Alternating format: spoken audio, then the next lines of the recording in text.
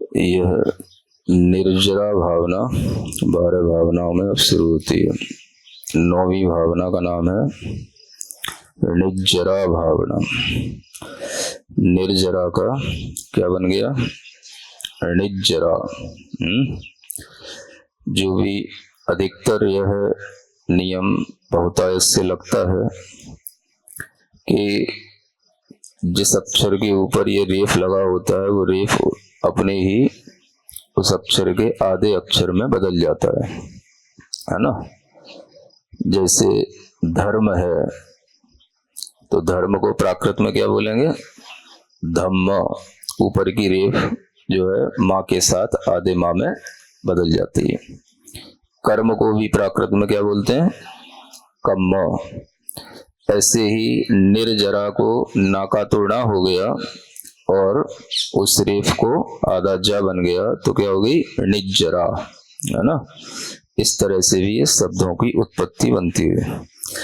अनिठ यारी में एणम एणम दो इठ यारी में जले चले दिमाण से य राग रोस वाउणा।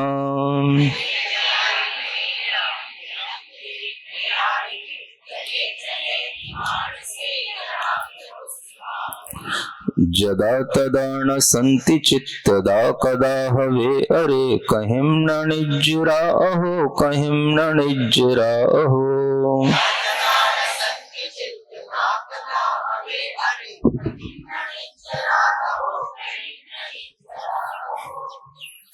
अब ये निर्जरा भावना में कहा जाता है कि अनिठ यारी, है ना। अनिष्ट माने अनिष्ट होता है ना। जो इष्ट होता है आधा सा और टा, उसका प्राकृत में टा के नीचे ठा आ जाता है, इठ बन जाता है ना। हाँ है तो समझ में आ रहा है ना वैसे। तो इष्ट का इठ बन जाता है। तो अनिष्ट का क्या बन जाएगा? अनिठ। इष्ट को इठ बोलेंगे। तो ये भी जो है ऐसे प्राकृत के कुछ इस तरह से शब्दों को आप बना सकते हो। जैसे इष्ट है, ऐसे ही मिष्ट है ना। तो इष्ट को अपन ने बना दिया इठ, है ना, और मिष्ट को बना दिया मिठ, ऐसे। तो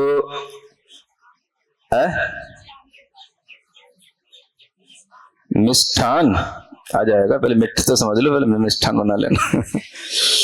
है ना। तो ये जो इष्ट अनिष्ट, अनिष्ट को भी क्या कर लेंगे? ऐसे ही नागाना हो गया, अनिष्ट हो गया तो इठ। अब देखो अपन जो बोलते हैं ना हिंदी में मीठा, वो मीठा कहाँ से बनता है, कैसे बनता है? तो उसकी हिंदी जो है मीठा की, ये प्राकृत से निकलती है ना। वैसे तो इसको मिष्ट बोलते हैं और मिष्ट को ही अपन प्राकृत में बोले मिठ, है ना। तो मिठ ही जो है वो मीठा हो जाता है। मिठ, मिठा, है ना। बोलती भाषा में धीरे धीरे बहुत सारे ऐसे प्रोनाउंसिएशन में परिवर्तन आ जाते हैं। तो वो मिठ से ही मीठ हो गया, मीठा हो गया, मिठा मीठा ऐसे बन गया, है ना। तो ये इस तरह से मिष्ठान है तो वो मिष्ठान भी जो है ऐसे ही बन जाएगा मिठान। और क्या करना है उसमें? इष्ट का ही जो है ठ करना है। तो वो मिष्ट का क्या हो जाएगा? मिठ। और वो मिष्ठान है तो हो जाएगा मिठान। ठीक है। तो ऐसे ये अनिष्टकारी, ये मेरे लिए इष्टकारी है, इष्टयारी, है ना। ये मेरे लिए अनिष्टकारी है। इस तरह से जब तक राग रोष वाउणा, राग या रोष की वायु से मान से जले चले दी, यानी जब तक यह मन रूपी जल में, जल माने होता है एक तरह से जल को जल भी बोलते हैं, और जहां जल रहता है जैसे तालाब है, नदी है, तो उसको भी हम जल के साथ कह सकते हैं, है ना। तो ऐसे मानस रूपी जल में या मानस रूपी हमारे तालाब में जब तक ये राग और रोष की वायु के द्वारा, है ना, जैसे पानी में अगर वायु चलती है तो क्या होता है, उसमें तरंगें उत्पन्न होती हैं, लहरें उत्पन्न होती हैं। तो उसी तरीके से जब तक हमारे मन में यह इष्ट है, यह अनिष्ट है, इस तरीके की विचारधारा चलती है, तब तक राग और रोष की वायु से हमारे मन का जो जल है वो भी चलेदी माने चलता रहता है, हिलता रहता है। माने मन जो है स्थिर नहीं रहता है ना। मन रूपी तालाब में क्या होता है, तरंगें उठती रहती हैं। तो उन तरंगों से मन में शांति नहीं आएगी। तो जदा माने जब तक ऐसा होगा, तदा न संति चित्तदा कदा, तब तक शांति चित्तता कभी भी न हवे। अरे है ना, तो अरे तब तक शांति चित्त कभी भी हो नहीं सकता। माने शांत चित्त जिसको बोलते हैं, शांति चित्तता, शांति चित्त का भाव, शांत चित्त का भाव वो कभी भी आ नहीं सकता। कब तक, जब तक चित्त में, मन में राग और रोष की हवा चल रही है और उसके कारण से ये मेरा अनिष्टकारी है, ये मेरा इष्टकारी है, इस तरह से मन में ये चलता रहता है, तब तक शांत चित्तता नहीं आती है ना। और फिर कहिम न निज्जरा हो, कहिम न निज्जरा हो। अगर शांत चित्तता नहीं बनती तो फिर निर्जरा कर्मों की नहीं हो पाती है, कहीं नहीं है, नहीं कहीं नहीं है, अगर वह चित्त की शांति नहीं है तो, है ना। तो निर्जरा जो होती है वह व्रत संयम लेने से तो होती है, लेकिन व्रत संयम लेने के बाद में चित्त की शांति होना जरूरी है ना। अगर चित्त में शांति नहीं है, ये मेरे लिए इष्ट है, ये मेरे लिए अनिष्ट है, इस तरह की कल्पनाओं में अगर चित्त उलझ जाता है तो निर्जरा भी फिर होना बंद हो जाती है, क्योंकि इष्ट अनिष्ट की कल्पनाओं से फिर बंध अधिक होने लग जाता है, निर्जरा नहीं होती है। तो कर्मों की निर्जरा करने के लिए शांत चित्तता होना चाहिए। जैसे बने तैसे चित्त कैसा, शांत, है ना। तो चित्त रूपी जल जब शांत होगा तो शांत चित्त में ही अपना स्वरूप दिखाई देगा। जैसे जल होता है तो जल में अपनी परछाई दिखाई देती है। अगर वही जल में लहरें उत्पन्न हो रही हो हवा के कारण से, वो है ना, राग रोष के कारण से वो जल क्षुभित हो रहा हो, तो फिर उसमें अपना रूप नहीं दिखाई देता। तो निर्जरा भी वास्तव में जो अच्छी निर्जरा होती है कर्मों की, वो तभी होती है जब हम अपने ही चित्त में झांकें और अपना स्वरूप देखें, है ना। और वो कब दिखाई देगा, जब चित्त बिल्कुल शांत हो। इसलिए चित्त का राग से रहित होना, रोष या द्वेष से रहित होना, ये आवश्यक हो जाता है। और इसीलिए व्रत नियम संयम का पालन किया जाता है ताकि हमारे परिणामों में शांति रहे, है ना। चित्त की शांति नहीं होगी, परिणामों की शांति नहीं होगी, तो आपके व्रत संयम का कोई भी निर्जरा का कारण नहीं बनती।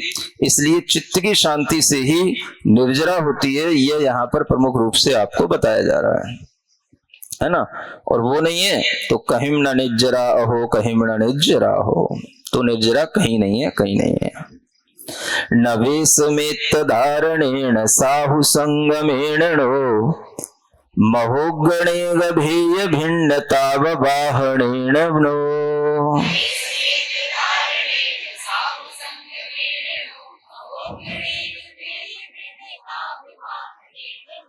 निजप्साहणा विहीन साहुणो समं विना, कहिं न निज्जरा हो, कहिं न निज्जरा हो।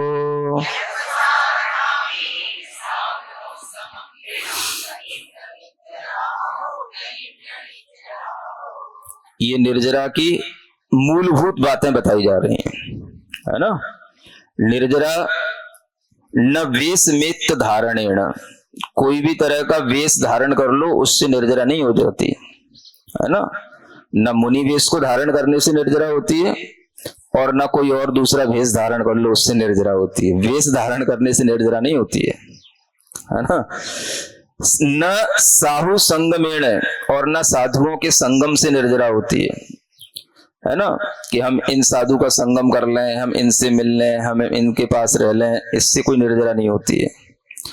महोग नेग भेय भिन्न ताव वाहणेणो, और ना ही वह निर्जरा महान उग्र, महोग माने महा प्लस उग्र, है ना, ये संधि है, तो महोग हो गया, यानी महान तपों को करने से भी, उग्र तपों को करने से भी, और अनेक भेद भिन्न वाले अनेक और तरह के ताप या तप का वहन करने से भी, उनको भी धारण करने से भी निर्जरा नहीं होती है ना, कि हम तप नहीं कर पा रहे हैं तो हमारी निर्जरा नहीं होगी, हमें बहुत बड़े बड़े तप करेंगे तब हमारी निर्जरा होगी। तो अनेक प्रकार के तप करें, महान तप करें, उग्र तप करें तो कर्मों की निर्जरा होगी। तो ये भी ध्यान में रखना है कि इन तपों से भी निर्जरा नहीं होती। फिर किससे होती है? निजप्त साहना विहीन साहुणो समम विना, जो निज आत्मा की साधना से रहित साधु है उसके लिए बिना सम के, सम माने समभाव के बिना, कहिमना निज्जरा अहो कहिमना निज्जरा अहो, यानी अंतिम जो हमारी सबसे बड़ी निर्जरा के लिए जो हेतुभूतता है, कारण है, वो हमारी अंदर चित्त की शांति और समता है। न शरीरगत कोई भेष धारण करने से निर्जरा होती है कर्मों की, न अनेक तरह के शरीर को तपाने से कोई कर्मों की निर्जरा होती है। अगर उस ताप के बाद में भीतर चित्त में शांति बढ़ती है, समता बढ़ती है, तो निर्जरा होती है। तो केवल बाहरी तप, बाहरी भेष निर्जरा में कारण नहीं बनते हैं, क्योंकि आत्मा और कर्मों का जो संबंध है वो बहुत ही घनिष्ठ संबंध है। तो वह आत्मा के अंदर जब तक ये शीतलता का भाव, समत्व का भाव, शांति का भाव गहरा नहीं आएगा, तब तक आत्मा कर्मों से अलग नहीं होती है। शरीर से अलग हो जाएगी, शरीर तप जाएगा लेकिन कर्म नहीं तपेंगे। कर्म किससे तपेंगे? तो भीतर बहुत शांति, बहुत समता चाहिए। उस समता के साथ ही वह कर्मों की निर्जरा होती है। और जो अपनी निज आत्मा की साधना का कोई जिनके लिए लक्ष्य नहीं होता है, उनके लिए तो निर्जरा दूर दूर तक कहीं नहीं होती है ना। माने केवल तपते रहो और निज आत्मा की साधना का कोई लक्ष्य नहीं है, तो निज आत्मा के उन्मुख जब तक प्रवृत्ति नहीं है, निज आत्मा की समता का अनुभव नहीं है, तब तक कहीं पर भी कोई निर्जरा का भाव नहीं आता है। इसलिए कर्मों की निर्जरा करना अपने आप में सबसे बड़ा मोक्ष मार्ग का पहला उपादेय तत्व माना जाता है ना। संवर और निर्जरा ये बड़े तत्व हैं। इसलिए संवर की भावना, निर्जरा की भावना, ये ही हमारी आत्मा के लिए उपादेय माने। अब बोलो कल हे बताया था, हाँ, जो मेरा होने योग्य है ना। हाँ, किसको अपना बनाए? तो बस निर्जरा को अपना बनाओ, यही मेरा हो सकता है ना। तो यही मेरा कार्य हो सकता है। तो एक होने योग्य होता है और एक अपना उसके लिए होने के लिए जो कार्य किया जाता है वो भी उसके लिए उपादेय कहलाता है ना। मोक्ष भी उपादेय है। तो मोक्ष किस सेंस में उपादेय है? मोक्ष तो हमारे लिए होने योग्य है, और उस मोक्ष को होने के लिए क्या करने योग्य है? तो संवर और निर्जरा करने योग्य है, इसलिए संवर और निर्जरा उपादेय है। समझ गए? तो एक तो हम उस रूप हो जाएं, तो वो भी हमारे लिए उपादेय हो गया। सबसे बड़ा उपादेय तो मोक्ष है। तो जो हमारा होने योग्य है वो मोक्ष है, और उस मोक्ष को प्राप्त करने के लिए क्या करना, क्या करने योग्य है? तो संवर और निर्जरा। तो इसलिए संवर और निर्जरा भी हमारे लिए उपादेय हो जाते हैं, क्योंकि वो मोक्ष के लिए साधन बनते हैं। तो जो हमारे लिए वास्तव में भीतर से करने योग्य है मोक्ष के लिए वो उपादेय, और जो हम वास्तव में भीतर से होने योग्य हैं वो हमारे लिए मोक्ष उपादेय। इस तरह से निर्जरा जो होती है वह इन सम भावों के साथ होती है। और जो अपनी आत्मा की साधना से रहित साधु है उसको कभी भी समत्व नहीं आता, समभाव नहीं आता, और बिना उसके कभी भी कहीं भी निर्जरा नहीं होती। ये निर्जरा की भावना विशेष रूप से यहाँ पर ध्यान रखने योग्य है ना। इसलिए यहाँ पर ये कोई ज्यादा भेद नहीं बताए कि कौन सी अभिपाक है कौन सी सविपाक है, क्या करना है। जो काम की चीजें वो सुनो, है ना। ज्यादा भेद प्रभेद में पढ़ने से, उन्हीं उन्हीं बातों को बार बार हमें समझने से कुछ नया प्रमेय जब नहीं मिलता है तो विशुद्धि भी नहीं बनती है। तो इसलिए नई मूल जो सार की बात है वो ये है ना।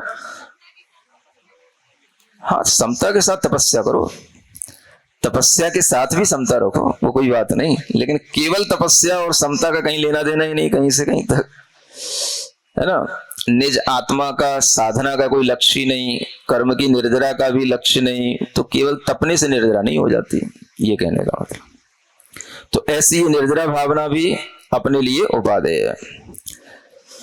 वरम ही भव निज्जरा, वरम ही भव निज्जरा, वरम ही भव निज्जरा, वरम ही भव निज्जरा।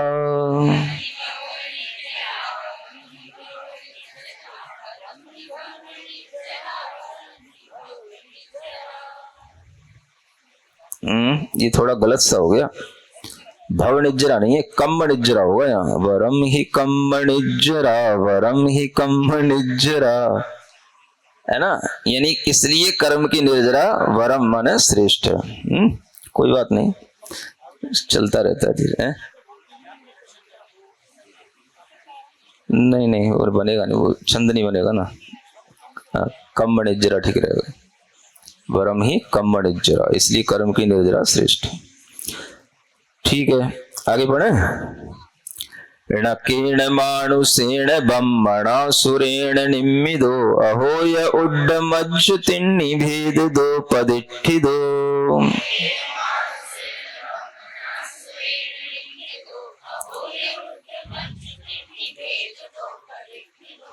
अकिट्टिमो विसस्सदो पडिक्खडं विनट्ठगो, जहाजिणे हि दिस्सदे तहाजिणे हि भण्डिदो।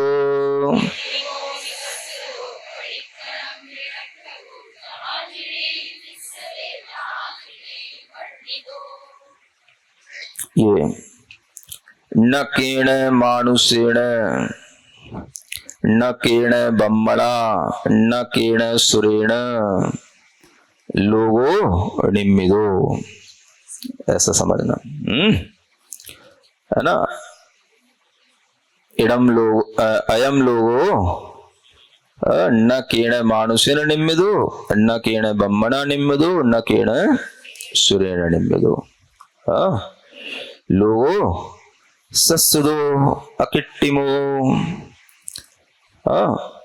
उड्ड लोगो, मज्ज लोगो, अहो लोगो, इति तिन्नि भेद भिन्नेन लोगो पदिठिदो, स्वयमेव पदिठिदो, तेन कारणेन अकिट्टिमो। जो अकिट्टमो अत्थि सो सस्सदो अत्थि, तस्य विनाशो नत्थि।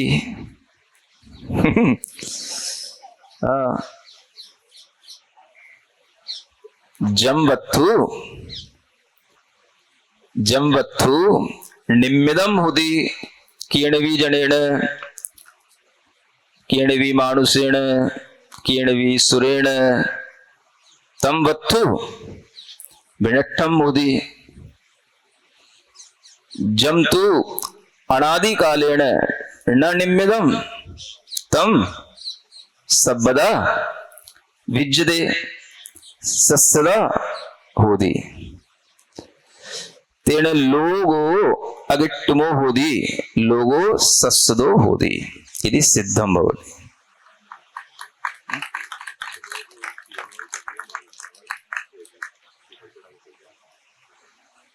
वहीं से कर लो, डिस्टर्ब नहीं करो, वहीं से आशीर्वाद, वहीं से ऊपर नहीं आना।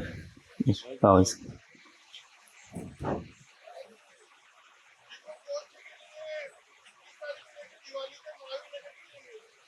हाँ बाद में तुम ठीक।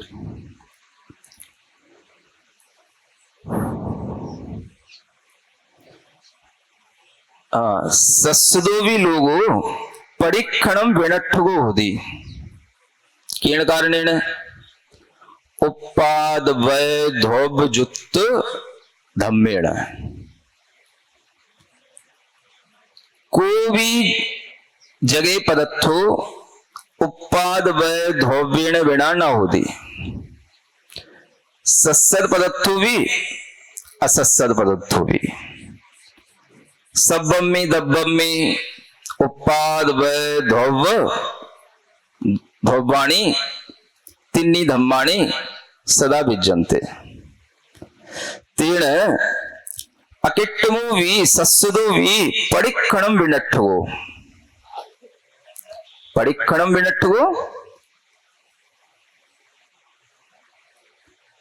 तेन उपाद वय जुत्तो इति अर्थो। परिक्षणम विनठ्ठो केन कारणेन परिक्षणम विनठ्ठो उपाद वय कारणेन। परि समयम उपाद रूपेण नवीन पज्जाया वय रूपेण है ना जीर्ण पज्जाया परि समय दब्बम में होंती। तेन परिक्षणम विनठ्ठो भी होती। एवं विहोलो जिणे ही दिस्सदो जिणवर भयवंते ही ऐसो ही लोहो दिस्सदो। जहां दिस्सदो तहा तेण भणी दो कही दो। जहां दिस्सदो तहा कही दो। जिणवरे भी लोगो न निम्मिदो जिणवरेण लोगो न निम्मदो लोगो दो सस्सदो अत्थि।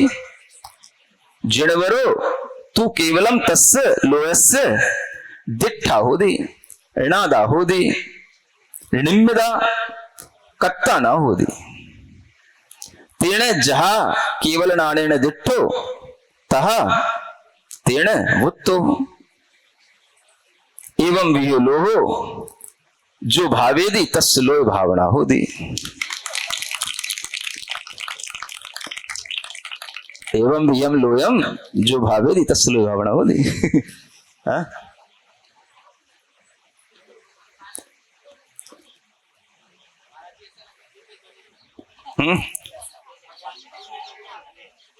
नादा मोदी का बता।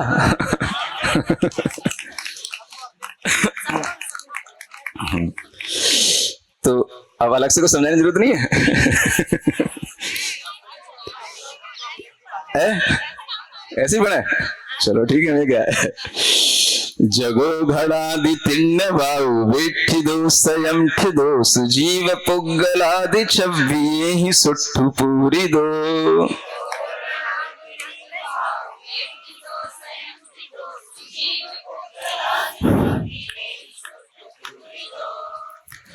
वये विजम्मणे विधोवगे ही निच्च संजुदो विचित्त भाव संग दो इमो मुनि ही चिंतिदो।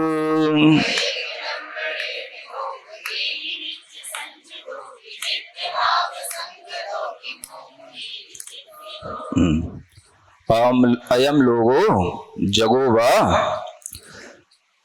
घनादि तिन्नी वाउना वेठिदो। तिन्नी वाउणा तिन्नी वाउणा काणी नामाणी घणो दही वाय वाउ वलयम घण वाउ वलयम तणु वाउ वलयम एदे तिन्नी वाउ वलयाणी। भवदा पड़िदम तच्चत्त सुत्ते।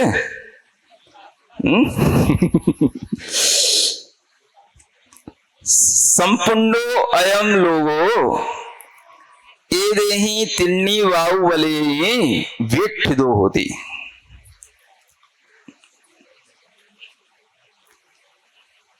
जहां द्विचक्रिका जाना दी द्विचक्रिका साइकिल द्विचक्रिका उच्चते जदा जहां द्विचक्रिका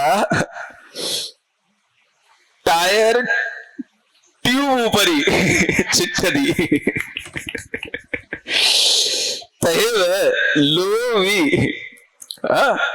तिन्नी बाहुबलेन विठ्ठदो तीर्ण उवरी चिट्ठदी। स्वयं ही लोगो एदम एदेन कारणेन पदिठ्ठदो ठिदो होती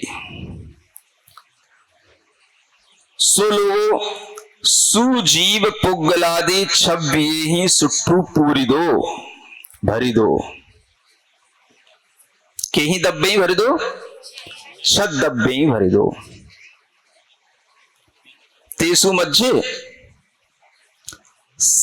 परमम दब्बम जीव दब्बम विधियम दब्बम पुग्गल दब्बम तदीयम दब्बम धम्म दब्बम चौथम दब्बम अधम्म दब्बम पंचमम दब्बम आयासम दब्बम छठम दब्बम काल दब्बम। एदानी दब्बाणी भी सया थिराणी होती दब्बाणी भी सस्सदाणी सो अयम लोगो भी सस्सदो होती लोगो भी सस्सदो तथ पूरी दाणी छद दब्बाणी भी सस्सदाणी होती तेण केणावी बम्मणा विन्नुणा महेशणा सुरेंद्रना अयम लोगो न निम्मदो होदी इदी सद्धहे दब्बो इदी सद्धहे दब्बो सड्ढा कायब्बा इत्यर्थ सड्ढा कायब्बा अत्था विश्वास कायब्बो यदि एवं वियस्य लोयस्य रैणमुपरि विश्वासो अत्थि तो सम्मादिट्ठी होदी अन्नः मिच्छादिट्ठी होदी।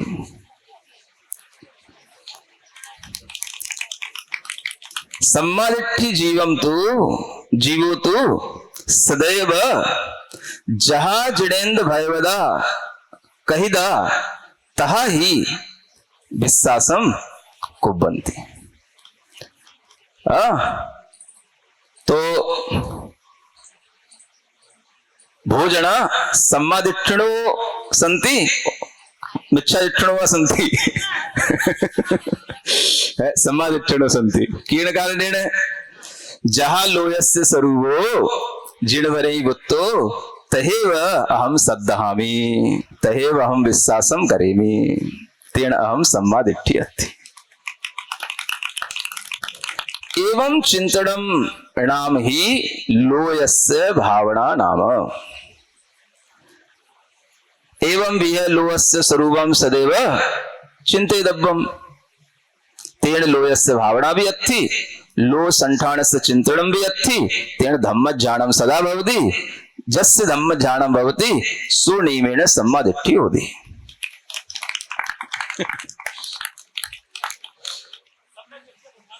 हाँ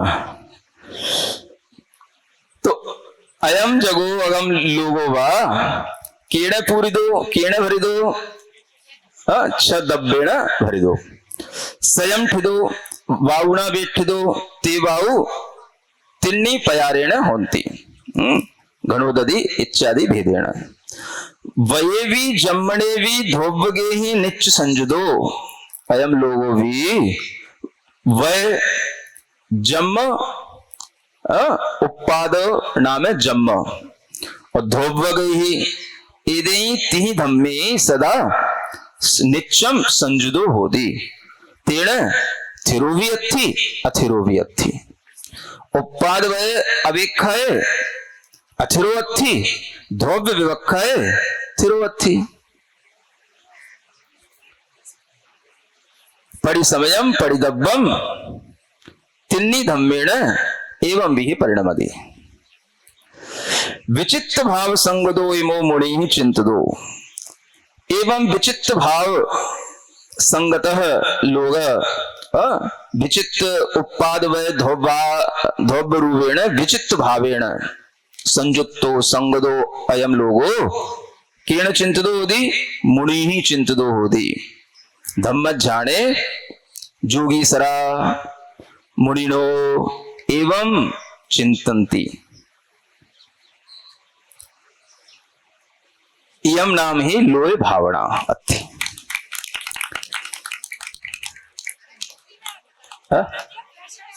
क्या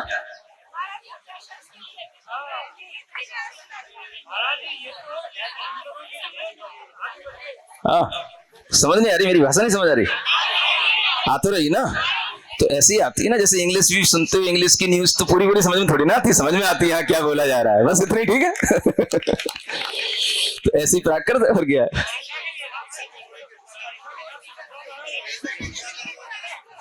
है? पेपर तो अब इसका नहीं होना है, पेपर तो जो बन गया है जो पढ़ा रहे हैं उसका पेपर नहीं होना है, जो आपने पढ़ लिया है और 12 भावना जो सामान्य से लिखी है उनका पेपर होना है ना। तो क्या है इसमें, जगो माने जग, जगत है ना, ये जो लोक है इसी को जगत भी कहते हैं। घन आदि तिन्नी बाहु वेठिदो लिखा है ना, घन आदि माने घनोदधि घनवात तनुवात, इन 3 वात वलयों से वायुओं से वेष्टित है। स्वयं ठिदो स्वयं स्थित है, इसे किसी ने स्थित किया नहीं है कि तू यहाँ खड़ा हो जाए ऐसा ही लोक बन जा, ऐसा कुछ नहीं किया किसी ने। और ये हमेशा जीव पुद्गल आदि 6 प्रकार के छव्य ही दब्बे ही उनसे जो है द्रव्यों से सुट्ठू पूरी दो होती है ना, अच्छी तरह से भरा हुआ है। पूरे लोक में क्या भरा हुआ है, तो 6 द्रव्य भरे हैं, कोई भी एक भी प्रदेश खाली नहीं है जहां पर इन 6 द्रव्यों का वास ना हो, तो पूरा लोक इनसे भरा हुआ है। अब इसमें वये भी जम्मणे भी, व्यय भी होता है, जन्म भी होता है माने उत्पाद भी होता है, व्यय भी होता है, और ध्रुव्य ही और ध्रुव्य पना भी रहता है। इन सभी धर्मों से वह नित्य संजुदो नित्य युक्त रहता है। ये जगत कैसा है, ये व्यय है ना, जन्म में भी रहता है और व्यय भाव में भी रहता है, और फिर भी ध्रुव्य भावों से नित्य संयुक्त रहता है। ऐसे विचित्र भावों के साथ में इमो ये जो जगत है ये मुनि महाराज के द्वारा चिंतन में लाया जाता है, ये लोक भावना इसी का नाम है। समझ में आ गया? ठीक है, वही ऊपर वाले ने बताया था। अरे न केण मानुषेण, किसी भी मनुष्य के द्वारा, ब्रह्मणा माने ब्रह्मा के द्वारा, सुरेण माने देवों के द्वारा, न निम्मिदो जो ना पहले लिखा है वह किसी के द्वारा भी निर्मित नहीं है। अहो, अहो माने अधोलोक, अधो, अधो का क्या बन गया अहो।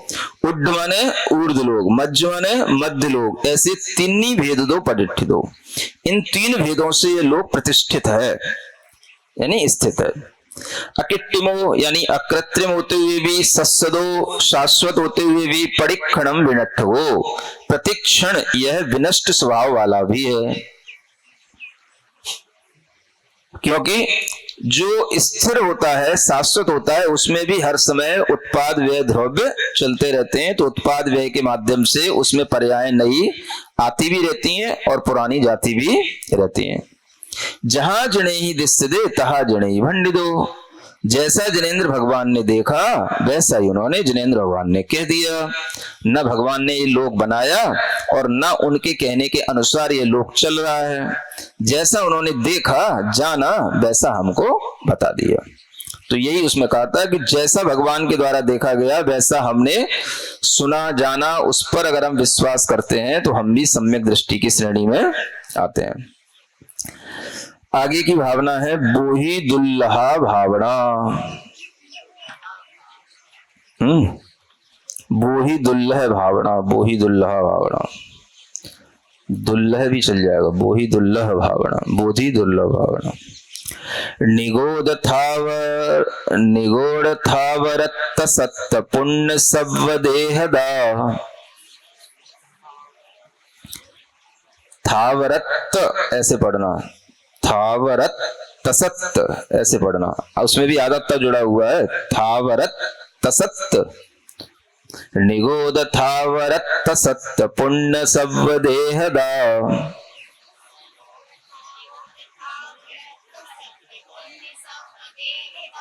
मयि सुदस्यणानदायणं मदायरं मदा।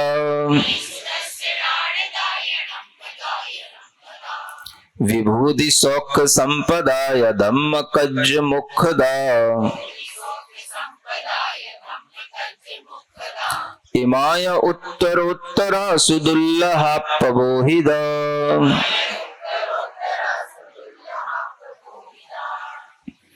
अब ये दुर्लभता की भावना इसमें बताई जाती है। निगोध जानते ही हो, है ना, निगोध जीव बड़प्पई काइया होती निगोदा जीवा। निगोद जीव कौन से होते हैं?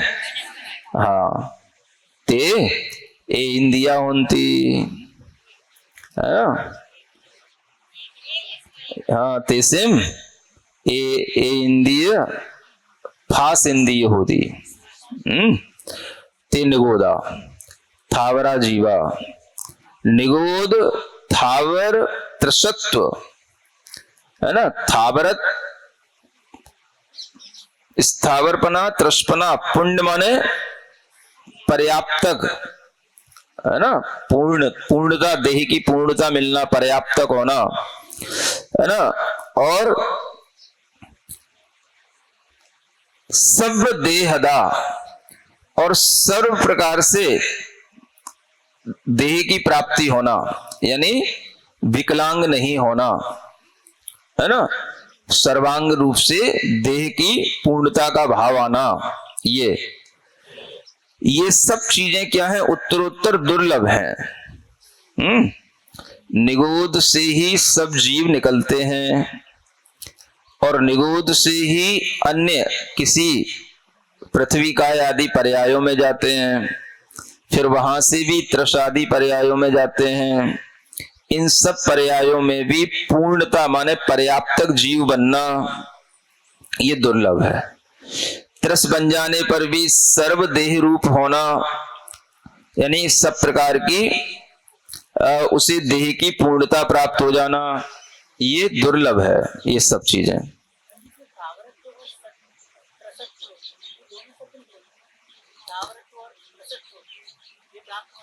अब थावर में केवल स्थावर निकलेगा। त्रस का जो त्र था ना, वो जो है आधा ता डबलता भी बन जाएगा पिछले वाले शब्द के कारण से, है ना, वो संयुक्त अक्षर हो जाएगा, इसलिए थावरत तसत्त ऐसा वहां पर संधि कर दी गई। त्रसत्व का कहने से ही तसत्त आएगा। अगर थावरत्व निकालते तो थावरत ऐसा निकलता, तो वो वहां पे एकता और नहीं है ना, डबल, हाँ, फिर वो नहीं बनेगा। तो वो थावर में ही त्रसत्व का ही जो त था वो डबल कर दिया, क्योंकि ऐसा हो जाता है जब संधि होती है, तो ऐसे जो त्रा प्र इत्यादि होते हैं तो ये अपने पिछले वाले शब्द के साथ में डबल संयुक्त अक्षर के रूप में आ जाते हैं, है ना, संधि होने पर। जैसे जगपदीवा, जगपदीवा, तो जग और प्रदीप, लेकिन जग के साथ में जब प्रदीप आ जाएगा तो पा जो है वो डबल हो जाएगा, जगपदीवा, है ना। थोड़ा सा बता ही देते।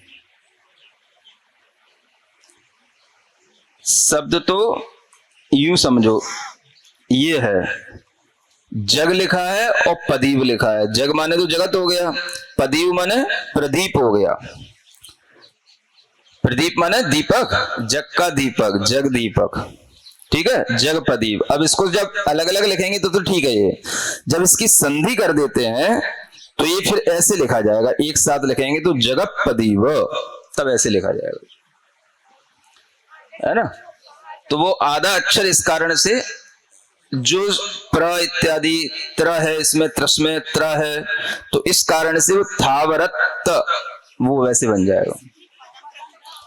हाँ, पौमपह, चंदपह, इसी तरह से। हाँ, इतने सरल से उदाहरण थे, हमें क्यों सोचना पड़ा तो जगतपति है ना। चलो एक नया भी मिल गया। तो ऐसे ही मई सुदस्य नाणदा है ना, ये ज्ञान का भाव है। नाणदा माने ज्ञानता, ता जो होता है ये भाव के अर्थ में आता है ना। जैसे अधिकता बोलते हैं ना, तो अधिक का भाव, अधिकता ऐसा। देहदा माने देह का भाव। तो इस तरह से मई सुदस्य नाणदा माने मति ज्ञान और श्रुत ज्ञान की, श्रुत की ज्ञानता माने जानना, ज्ञान का भाव जिसको बोलते हैं, मति ज्ञान का भाव और श्रुत ज्ञान का जो भाव है ये भी जो है दुर्लभता से प्राप्त होते हैं। सामान्य से तो मति ज्ञान श्रुत ज्ञान सबके पास होते हैं, लेकिन उनमें जो विकास होता है ये सब दुर्लभ होते हैं।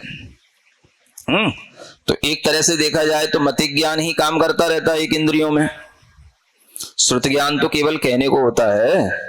लेकिन श्रुत ज्ञान वास्तव में कैसा, श्रुत मनिंद्रियस्य, यानी श्रुत का ज्ञान का काम तो अनिंद्रिय वाले को होता है जो मन के साथ हो। तो श्रुत ज्ञान का जो विषय है वो अलग है और श्रुत ज्ञान होना अलग बात है।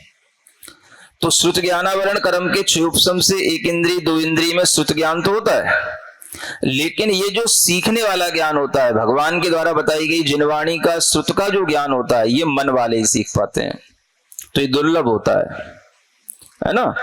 तो मति ज्ञान से श्रुत ज्ञान भी दुर्लभ है एक तरह से देखा जाए तो, है ना।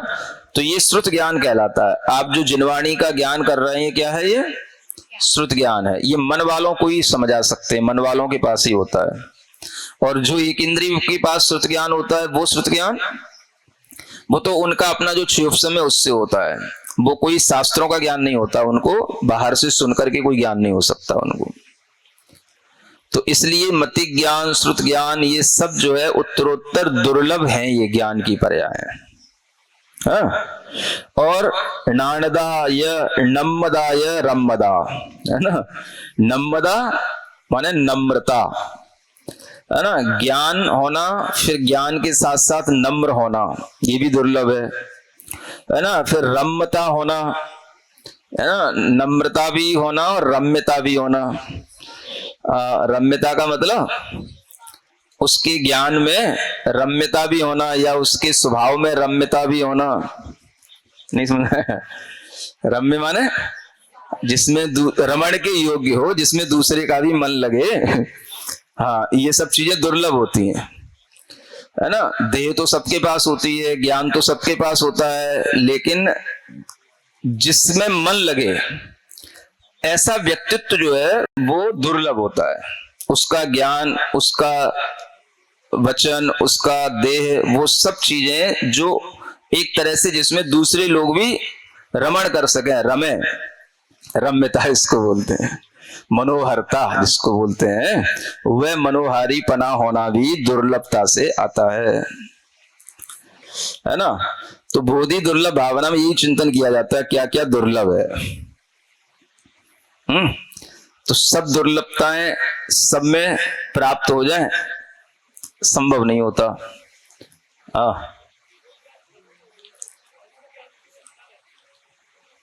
नहीं, केवल ज्ञान प्रकट होने पर कोई अन्य ज्ञान की सत्ता नहीं रहती, केवल ज्ञान अकेला ही रहता है। अन्य ज्ञान नहीं, वो अन्य ज्ञान तो एक तरह से ज्ञानावरण कर्मों के क्षयोपशम से थे, है ना। ऐसे समझो, एक स्कैटर्ड लाइट होती है और एक जो है फुल लाइट होती है ना। अब जैसे पर्दे लगे हुए हैं, इससे जो लाइट आ रही है स्कैटर्ड हो रही है ना, और जब ये हट जाए तो फुल लाइट है। तो ऐसे ही क्षयोपशम जब तक रहता है तो ऐसे ये स्कैटर्ड होती है ना, और जब सारे क्षयोपशम हट गए तब जो है वो फुल लाइट आती है, वो केवल ज्ञान की। तो इसलिए उसके साथ अन्य कोई ये सब परछाइयां नहीं होती हैं। इसलिए उसकी सत्ता के साथ में और किसी की सत्ता नहीं होती, वो अकेली रहती है। ऐसा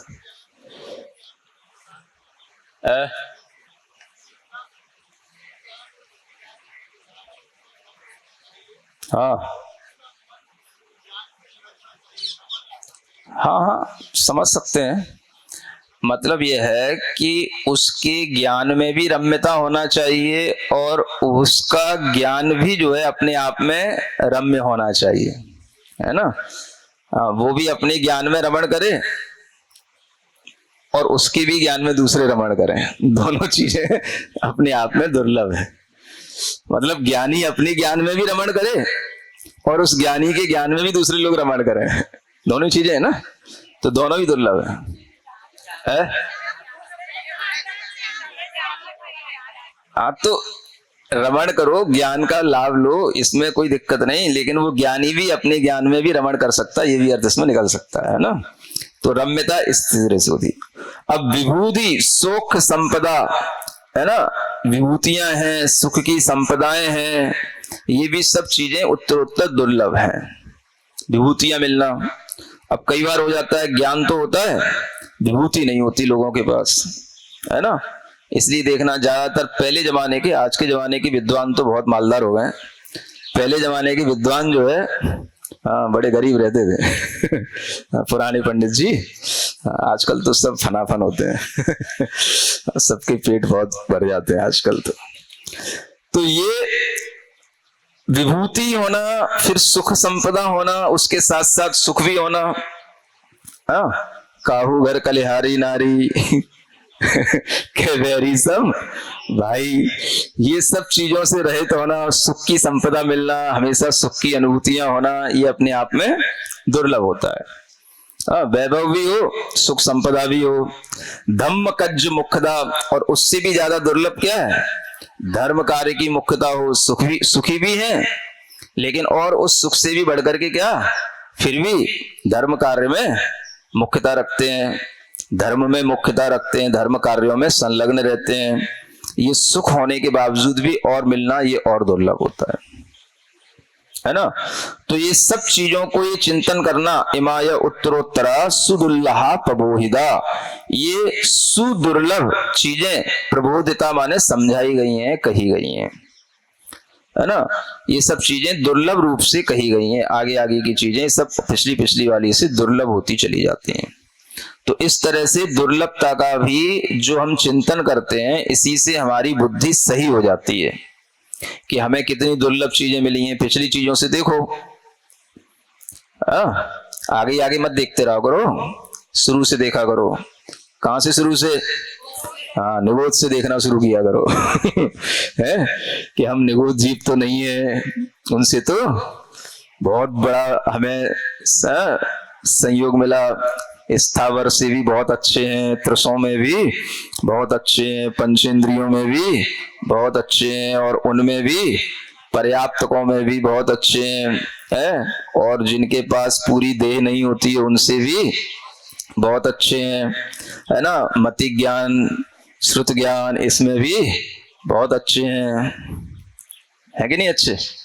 बिना अच्छे तो ताकत कैसे समझ में आएगी तो ये सब है, फिर भी ये सब अपने अंदर विनम्रता, रम्यता, ये सब भी और अच्छी चीजें हैं, वैभव संपन्न भी हैं, सुख संपदाएं भी हैं, फिर भी धर्म कार्य में मन लग रहा है, ये अपने आप में और ज्यादा दुर्लभ चीजें हैं। तो इसी को दुर्लभता समझो, और ये चीजें जब अपने पास हैं तो यही चिंतन करने का नाम बोधि दुर्लभ भावना है ना। अब आगे और क्या चाहिए, कहाँ कमी रह जाती है? विभूति में। फिर पीछे लौटना पड़ता है, विभूति सौख संपदा या धम्म कज्ज मुख्यदा। तो जब आप धर्म कार्य में लग गए, धर्म कार्य की मुख्यता हो गई, तो अब विभूति पे क्या ध्यान देना? हाँ, विभूति का तो कोई अंत ही नहीं है। क्या बनना है? अंबानी बनना है क्या बनना है? तो यही अपने को समझना है कि इस चीज का तो कोई अंत है ही नहीं। सुख की अनुभूति करो, विभूति भले ही कम हो तो भी सुख की अनुभूति हो सकती है। तो बस उत्तरोत्तर दुर्लभ चीजों को ध्यान में दो, है ना। परेण भिन्न रूप दो सव्वहाण जम्मिया,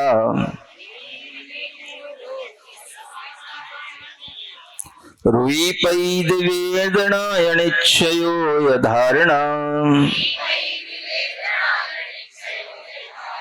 समाहि भावना सयाहि निव्यपसाहना सुबोहि दुल्लह मदा सुबोहि दुल्लह मदा।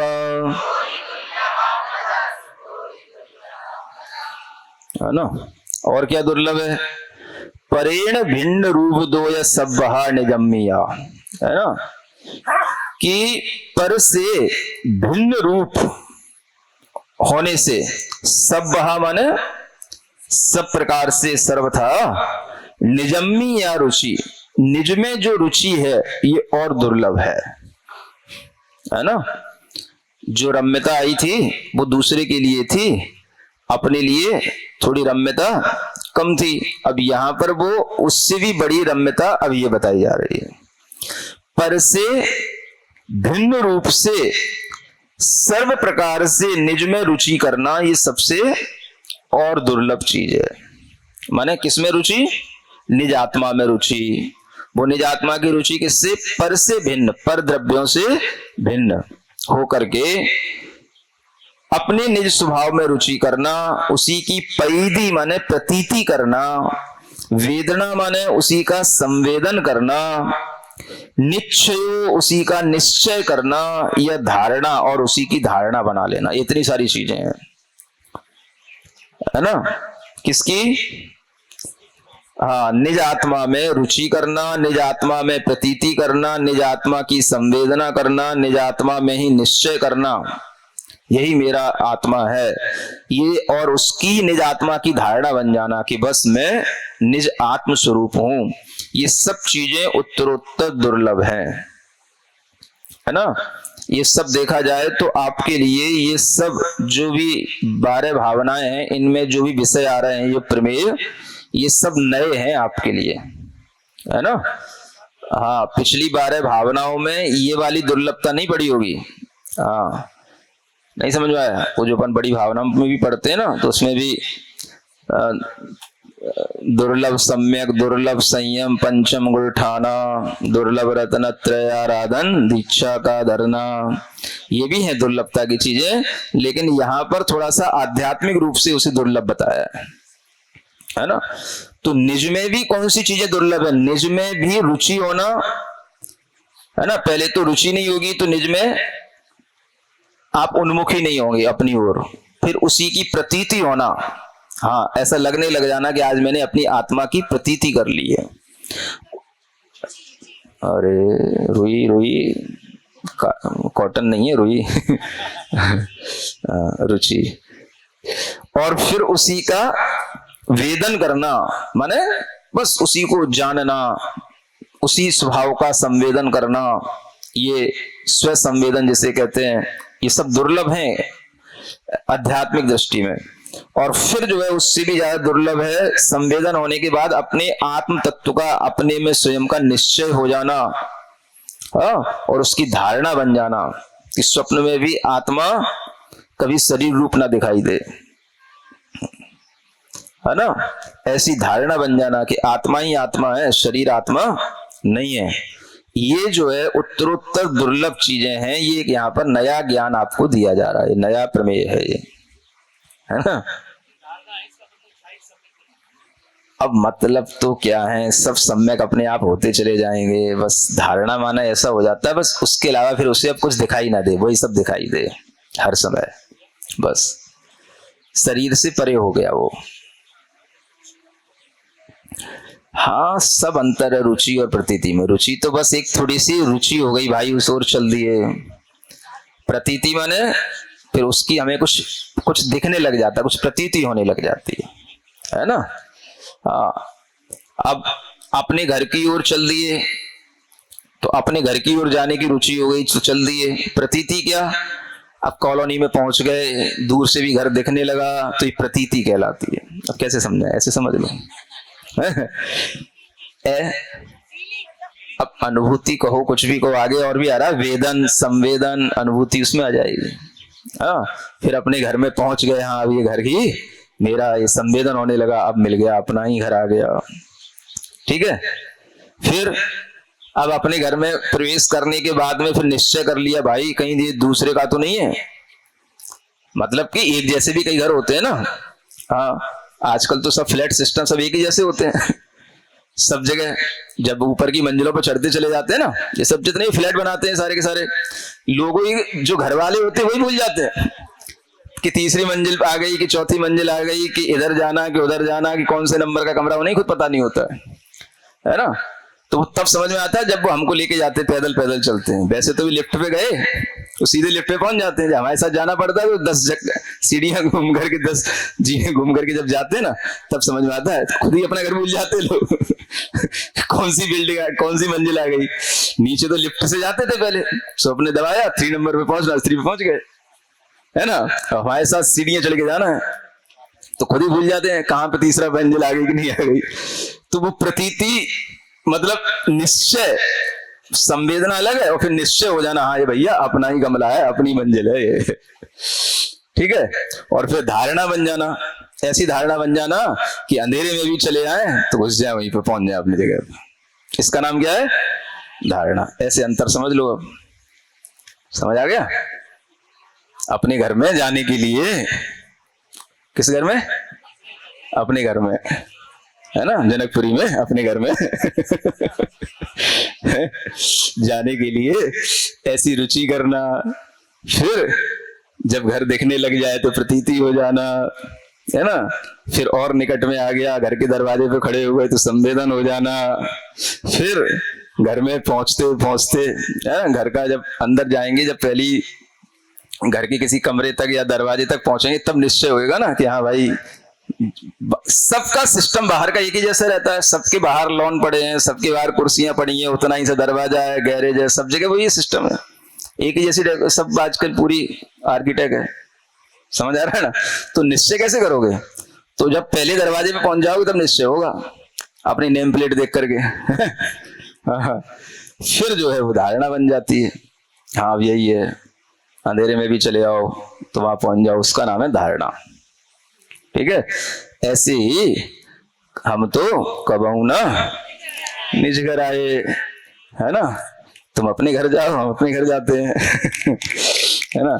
तो ये सब निज घर में जाने की, ये सब दुर्लभ चीजें हैं। रुई प्रति पैदी वेदना निच्छो या धारणा, समाधि भावना, और फिर समाधि की भावना, है ना। समाधि भावना मतलब वो मरने वाली समाधि तो ठीक ही है, निर्विकल्प समाधि की भावना, है ना। निव्यक्त साधना रूप जो समाधि भावना है, माने निर्विकल्प होने की साधना वाली जो समाधि भावना है, निर्विकल्प समाधि इसको कहते हैं। माने अपने स्वरूप में लीन हो जाना, उसको निर्विकल्प समाधि कहते हैं। तो ऐसी ये समाधि की भावना, निर्विकल्प की साधना, ये सब क्या है? सुबोही दुर्लहा, ये अच्छी अच्छी बोधि तो हैं, ये सब आगे आगे दुर्लभ दुर्लभ हैं। यही सुबोही दुल्लहा मदा, सुबोही दुल्लहा मदा, बोही दुल्लहा वरा, बोही दुल्लहा वरा।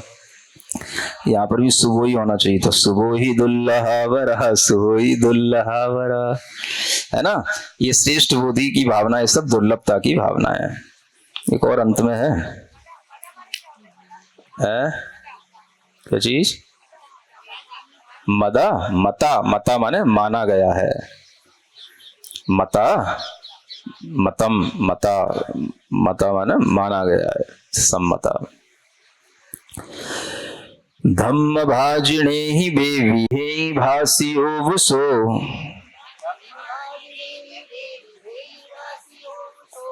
छोड़ छाड़ के लिखा है सब यहाँ पर भी है। हाँ नहीं, धम्म में भी शुरू तो ह्रस्व अक्षर से ही होना चाहिए था ना। सुधम्म भाजिणे ही बेवी भासियो वुसो, है, सु जोड़ना पड़ेगा उसमें। सु, धम्म के आगे पहले सु जोड़ो। सुधम्म भाजिणे ही बेवी भासियो वुसो, हियंकरो असंग चित्त धार गाण, अरे क्या कर दिए, असंग चित्त धार गाण संज दान भूसि दो। कहां से टीप लिया तुम लोगों ने?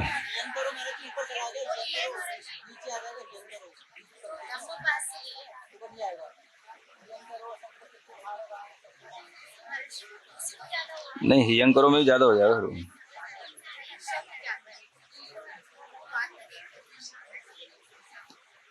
वो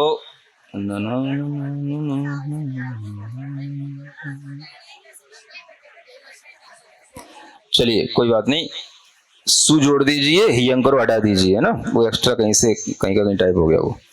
सुधम्म भाजिणे ही बेविये ही भासियो वसो असंग चित्त धार गाण संज दान भूषिदो।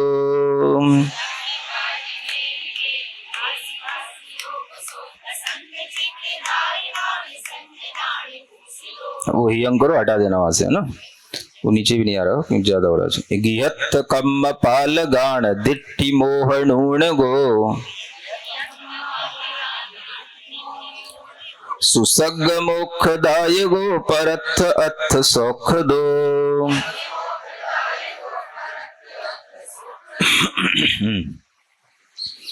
जो सुधम्म है माने श्रेष्ठ धम्म,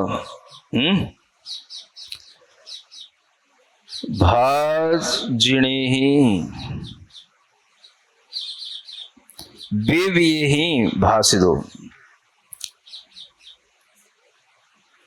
जिनेन्द्र भगवान के द्वारा वह धर्म दो प्रकार का कहा गया है। वसु माने वृष, वृष माने धर्म, है ना, वृष का क्या बन गया, वसु।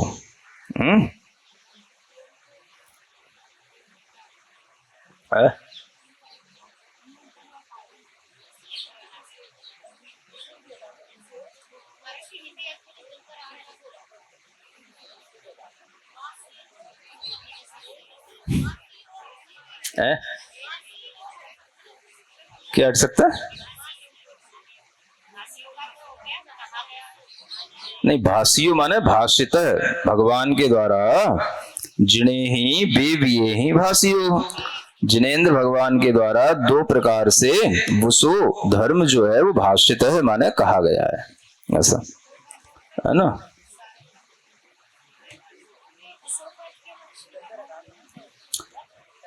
हाँ चलो मैं बाद में सुधार दूंगा, ये इसका अर्थ है, यानी जिनेन्द्र भगवान के द्वारा दो प्रकार का धर्म कहा गया है। तो वो कैसा है, असंग चित्त धारगाण संजदान भूषितो। पहला जो धर्म है वो भूषित है किससे, जो असंग चित्त को धारक है ऐसे संयतों के द्वारा भूषित है। माने भगवान ने दो तरह का धर्म कहा, एक श्रमण धर्म और एक गृहस्थ धर्म। तो श्रमणों का जो धर्म है वो संयतों के लिए भूषित है ना, संयतों का आभूषण है वो।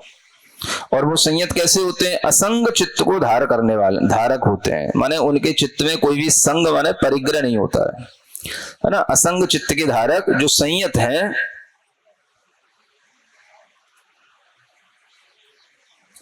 उनके द्वारा भूषित है पहला धर्म। और दूसरा गिहत कम्म पालगान दिट्ठी मोह नूडगो, जो गृहस्थ कर्म के पालक हैं, है ना, गृहस्थ कर्म करते हैं, उनका पालन करने वाले गृहस्थों के लिए दूसरा धर्म है। लेकिन वो गृहस्थ कैसे होने चाहिए, दिट्ठी मोह नूनगो, दृष्टि मोह से रहित होना चाहिए। माने दर्शन मोहनी कर्म से रहित होने का मतलब हो गया सम्यक दृष्टि होना चाहिए।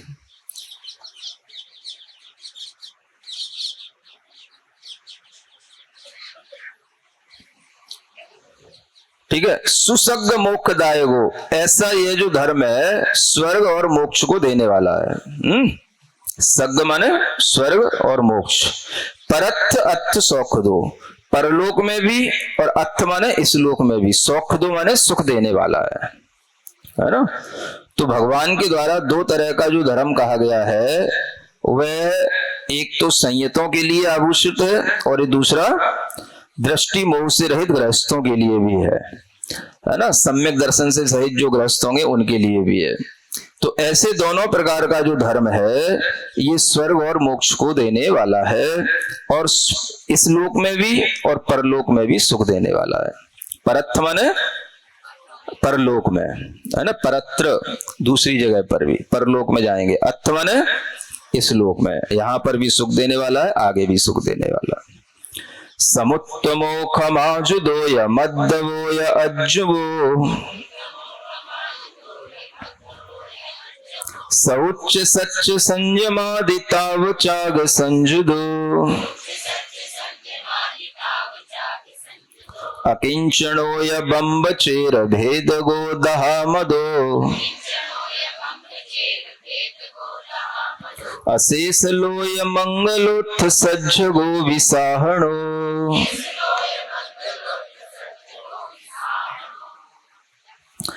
समुत्तमो, यह समीचीन रूप से उत्तम रूप होता है। जो धर्म है, ये धर्म के 10 भेद बताए यहाँ पर। खमाजुदो, क्षमा से युक्त धर्म है। मद्दवो, अज्जवो, शौच, सच, संयम आदि। ताव माने तप, त्याग माने त्याग, इन सबसे वह संयुक्त है।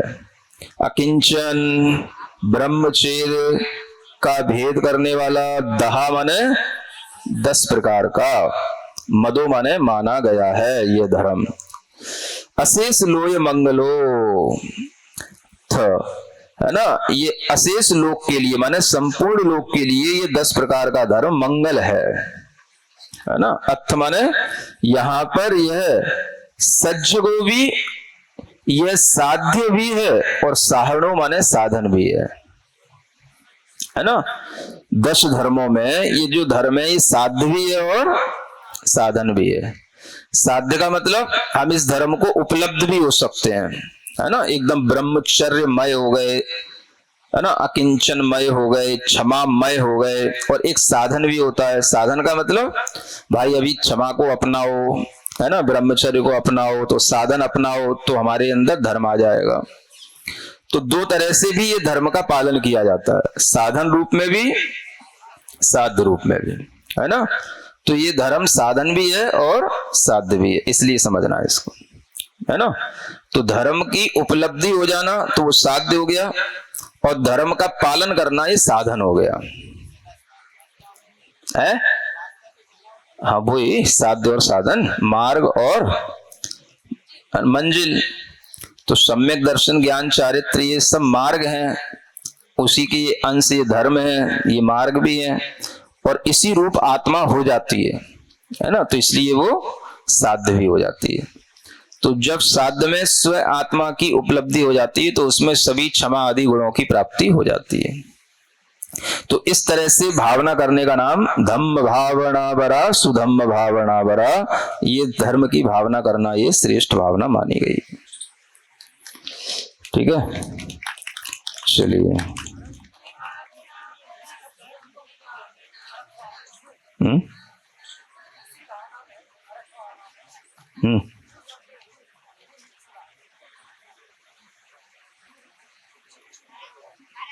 कहाँ है रू? नू, नू, हाँ, नू जो होता है ये भी एक अव्यय पद होता है। नू मतलब निश्चय बोधक, निश्चय, जैसे खलु बोलते हैं ना, खलु, नू, ये निश्चय बोधक अव्यय होते हैं।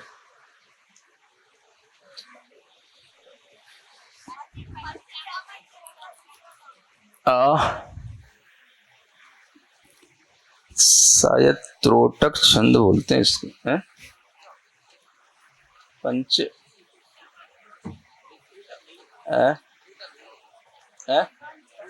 त्रोटक नहीं है तो यही याद रखो, दूसरे की जरूरत क्या है। छंद के तो एक ही नाम होते हैं ना, पंचचामर, ये याद रखो। ये तो उस पर ही मिल जाता है, मोबाइल पे भी डालोगे ना तो आ जाएगा ये, क्योंकि इस तरह की छंदों की उसमें भी बले हुए रहते हैं।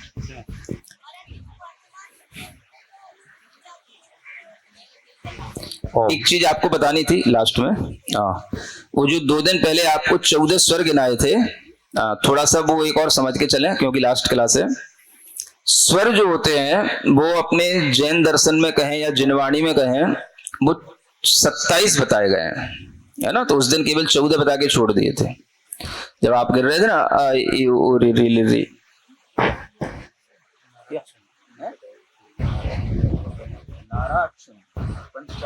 हाँ, ये मिल गया, नाराज छंद नाम है उसका, है? हाँ, पंचचामर छंद या नाराज छंद, मैंने कहा ना वो तुरंत मिल जाते हैं सब चीज, पहले भी कहीं देखा था। तो स्वर कितने होते हैं, मतलब जिससे जिनवाणी निर्मित हुई है, गोमटसार जीव कांड में ये बताया गया है, गाथा भी आती है, तो उसमें स्वर 27 बताए गए हैं, है ना। तो इससे अपन ये समझे व्यंजन तो सब वही होते हैं, व्यंजनों में कोई अंतर नहीं। स्वरों में जो अंतर है वो अपनी जिनवाणी के अनुसार स्वर की गिनती कैसे होती है, और सामान्य से अपन संस्कृत पढ़ते हैं, हिंदी पढ़ते हैं, उसमें स्वर की गिनती कैसे होती है। तो संस्कृत में तो अपन ने सीखा ये तत्र चतुर्दश आदौ स्वराः, है ना। तो उसमें 14 स्वर बन जाते हैं, अ आ इ ई उ ऊ रि रि लि रि, ये 10 हो गए। और ए ऐ और ओ औ, ये 4 ये हो गए, तो ये 14 हो जाते हैं। लेकिन जब प्राकृत में या पूरी अपनी जिनवाणी में छंद ज्ञान करते हैं, वर्ण ज्ञान करते हैं, तो उसमें स्वरों की संख्या कैसे बनती है। तो ये जो अ ई उ रि रि है ना, ये 5 स्वर हैं पहले। कौन कौन से? अ ई उ रि रि, ठीक है ना। तो ये कितने हो गए? 5। इनको 5 पहले गिनो ऐसे करके, है ना। इसकी गिनती आपको अलग से सीखना है। जो जिनवाणी में स्वर बताए गए हैं वो 27 कैसे हैं। और फिर ए ऐ ओ औ, ये गिनो, ये 4 कितने हो गए? 9।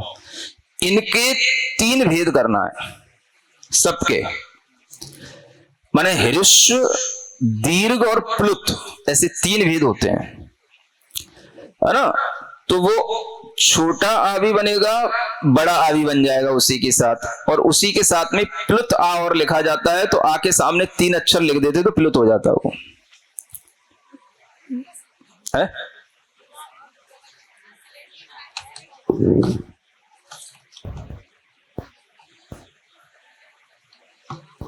उसको फिर ऐसे लिखना,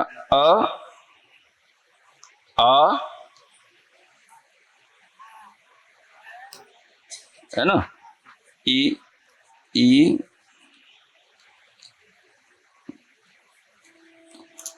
ऐसे करके लिखा जाता है ना।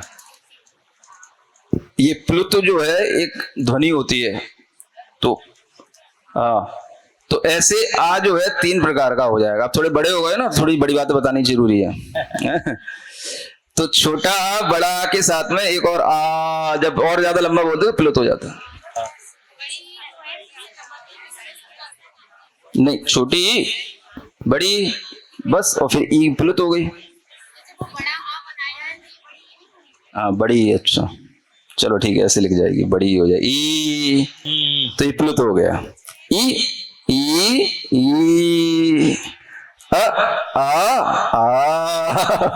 तो ये आ जब अपन स्वर रेंकते हैं ना, मिले सुर मेरा तुम्हारा, तो प्लुत होता है फिर वहां पे, है ना।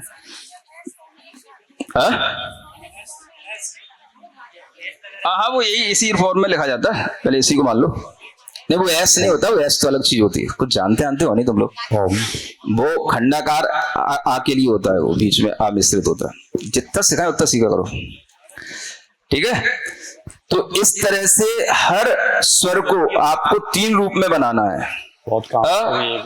ई, ये 2 स्वर हमने बना के दिखा दिए। ऊ को भी ऐसे ही बनाना है, ऊ है ना। आयु, फिर री, क्या, हाँ पकड़ फिर है, हाँ ऊ को बड़ा लिखेंगे और उसके आगे 3 लिख देंगे। फिर री, री और री, उसमें भी ऐसी 3 बनेंगी, री, ली और ली। अब इसमें भी छोटी ए के साथ में भी 3 ए बनती हैं, छोटी ए भी 3 है ना। ए ए ए, फिर आई आई आई ऐसे, है ना। तो ये संस्कृत में नहीं आता, ये प्राकृत में कहो या अपनी जिनवाणी के जो अक्षर बताए गए उन स्वरों में कहो, उन्हीं में आता है ये ज्ञान। अब ये भी 3 तरह से लिखा जाता है वो।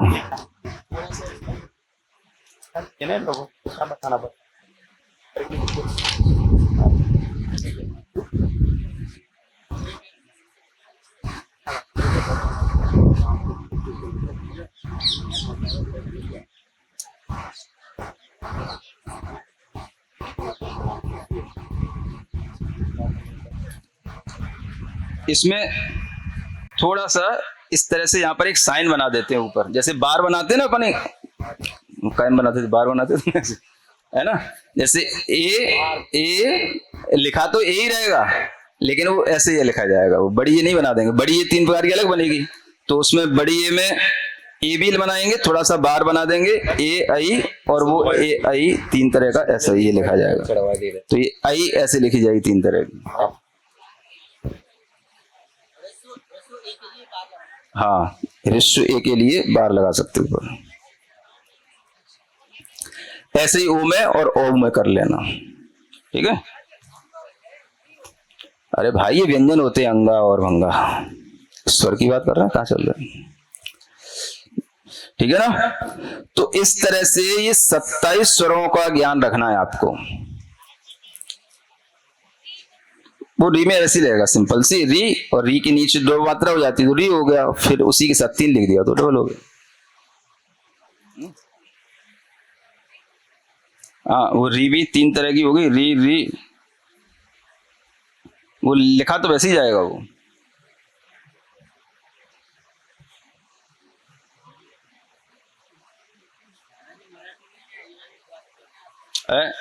री तो इसी तरह से हो गई ना, एक ह्रस्व हो गई, एक दीर्घ हो गई, दीर्घ में थोड़ी सी मात्रा इसकी डबल हो जाती है नीचे की, क्या बोलते हैं इसकी, चुटिया और है, और फिर जो है इसके आगे 3 लिख दिया। ये तो आई उ री तो एक ही स्वर जैसी होगा, ये बस ए आई ओ औ इनका थोड़ा सा ये अलग होता है, ठीक है।